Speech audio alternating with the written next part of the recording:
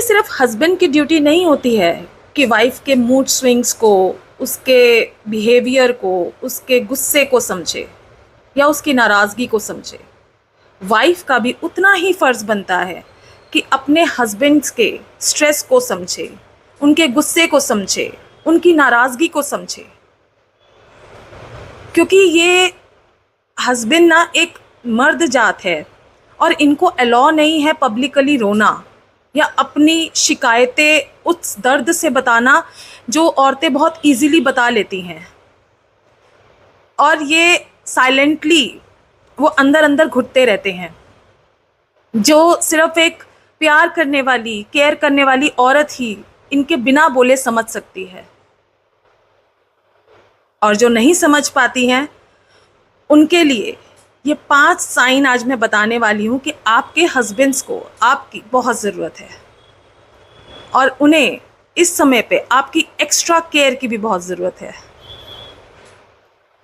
पहला, कि जब आपके हस्बैंड इमोशनली अनअवेलेबल लगे, इसका मतलब ये है कि जैसे कि आपको बहुत छोटी छोटी बातें आपकी नोट करते थे, छोटे छोटे मजाक करते थे, या छोटा छोटा एक अच्छा सा माहौल बना रहता है ना घर का, वैसा रहता था, या आपकी तारीफ़ कर देते थे, आपके खाने की तारीफ़ कर देते थे, और आपको लग रहा है कि कुछ समय से वो थोड़ा रूड हो रहे हैं, वो ये सब नहीं कर रहे हैं। इसका मतलब ये बिल्कुल भी नहीं होता है कि वो आपसे प्यार नहीं करते हैं। इसका मतलब ये होता है कि वो किसी स्ट्रेस में है, किसी प्रेशर में है, जिसका वो समाधान सोच रहे हैं, अपने अंदर ही अंदर उनके चल रहा है। वो नहीं चाहते हैं कि आप या आपका परिवार उसकी वजह से स्ट्रेस में आ जाए, तो इसीलिए वो अपने आप को थोड़ा अनअवेलेबल कर देते हैं। तो इसमें कभी भी उनको गुस्सा मत कीजिए कि अब तुम क्या हो गया, तुम चेंज लग रहे हो, तुम्हारा बिहेवियर चेंज लग रहा है। जब वो प्रेशर उनसे दूर हो जाता है ना, तो वो वापस वैसे ही हो जाते हैं, तो उन्हें समय दीजिए। दूसरा, वो ना हर छोटी बात पर गुस्सा हो जाएंगे, इरिटेट हो जाएंगे।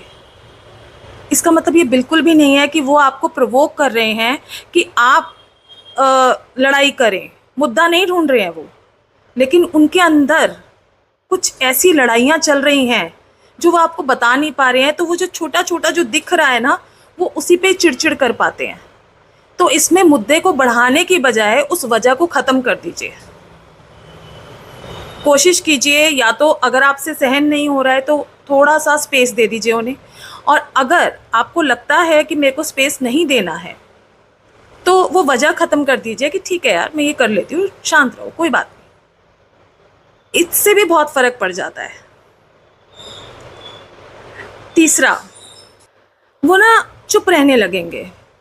आप नोटिस करना कि आप कोई भी बातचीत कर रहे हैं परिवार में सब आपस में, तो वो चुप चुप से रहेंगे, बात नहीं करेंगे किसी से, ना बहस ना हंसी मजाक, वो चुप चुप से हो जाएंगे,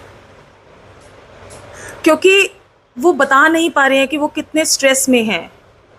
सोसाइटी एक्सेप्ट नहीं करेगी अगर वो आपके सामने टूट गए और बोले कि मेरे से नहीं हो रहा है, मैं स्ट्रेस फील कर रहा हूँ, मैं परिवार के लिए वो सब नहीं कर पा रहा हूँ जो तुम लोग मुझसे उम्मीद कर रहे हो। वो नहीं बोल पाते और वो उनके अंदर ही अंदर चलता रहता है, और इसकी वजह से ना वो चुप से हो जाते हैं, क्योंकि वो एक कहते हैं ना, बचपन से सिखाया गया है कि तुम्हें ही सारी जिम्मेदारियां निभानी है। तो वो समाधान ढूंढने के लिए चुप हो जाते हैं।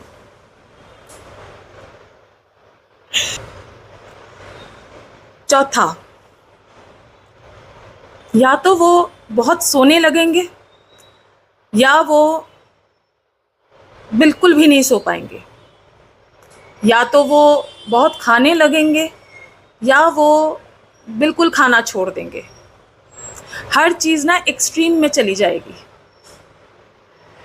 कोई भी बैलेंस नहीं होगी, कोई भी आपको लगेगा नहीं कि भैया जो चीज़ होती है जैसे होना चाहिए वैसे नहीं होगी, सब कुछ एक्सट्रीम में होगा। क्योंकि उनकी जो बॉडी होती है ना, वो कांस्टेंट एंजाइटी और स्ट्रेस की वजह से ना वहीं उसी की तरफ रिएक्ट कर रही होती है। तो हर चीज़ एक्सट्रीम होती है, या तो बहुत खाएंगे या बहुत सोएंगे, या बिल्कुल नहीं खाएंगे और बिल्कुल नहीं सोएंगे। तो उस समय पे आपको थोड़ा सा इनका साथ देना है, ना कि इनसे बार बार पूछना है कि तुम्हें क्या हो गया, तुम बहुत अलग बिहेवियर है तुम्हारा। साथ बैठिए, कुछ मत बोलिए, लेकिन साथ बैठिए, अवेलेबल रहिए, अराउंड रहिए इनके।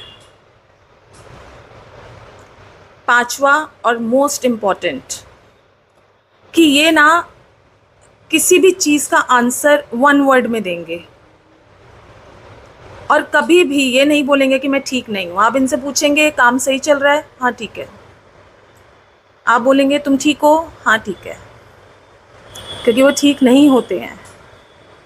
जो इंसान हर छोटी डिटेल्स आपसे शेयर करते होते हैं ना, कि आज पता है क्या हुआ, आज ऐसा हुआ, ऑफिस में ऐसा हुआ, दुकान पे ऐसा हुआ, वो अचानक सिर्फ ठीक है करके बात को ख़त्म कर देते हैं। क्योंकि वो कॉन्वर्सेशन ज़्यादा करेंगे तो उनके मन की बात कहीं निकल ना आए, वो स्ट्रेस निकल ना आए, कहीं आपकी जो उम्मीदें हैं उनसे वो टूट ना जाए, क्योंकि वो आपको खोने से डरते हैं, पूरे परिवार को परेशान होने से डरते हैं और इसीलिए इतना स्ट्रगल कर रहे होते हैं।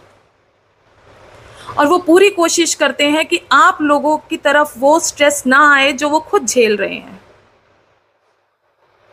ऐसे 5 साइन में से कोई भी 3 साइन या 2 साइन भी आपको अपने हस्बैंड्स में नज़र आते हो ना, तो कभी उन्हें ताना मत मारना किसी बात का उस दौरान, ना लड़ना, ना उन्हें छोड़ के जाना, ना कि ये कि मैं इसको सबक सिखाऊंगी, इसने मेरे साथ ऐसा किया, मैं भी इससे बात नहीं करूंगी, मैं भी इससे चीज़ें छुपाऊंगी, मैं भी ऐसे। मत करना, टाइम देना। वो खुद आपको एक दिन बताएंगे कि मैं इतना परेशान चल रहा था, और तब आप गिल्ट में चले जाओगे कि यार साथ देने की बजाय मैंने ये सब किया। उनका साथ बनना और उन्हें उस समय पे हर पल ये रियलाइज़ करवाना कि अगर हम मटर पनीर की सब्ज़ी के साथ अच्छा रोटी खाकर भी बातें करते हैं ना, तो हम नमक से रोटी खाकर भी उतनी ही बातें करेंगे, उसी हिसाब से रहेंगे, वैसा ही हंसी मजाक करेंगे। उनको एहसास दिलाना कि आप किसी भी हालात में उन्हें छोड़ के नहीं जाएंगी। उनको वो कॉन्फिडेंस देती रहना, चाहे वो मांगे या ना मांगे वो कॉन्फिडेंस, बट कहीं ना कहीं उन्हें दिख रहा हो रेगुलर बेसिस पे कि आप वो कॉन्फिडेंस उन्हें दे रही हैं कि सब ठीक हो जाएगा, सही है, सब टेंशन मत लो, मैं हूँ ना, मिलके संभाल लेंगे। बस यही सुनना होता है इन बेचारे मर्दों को, है ना।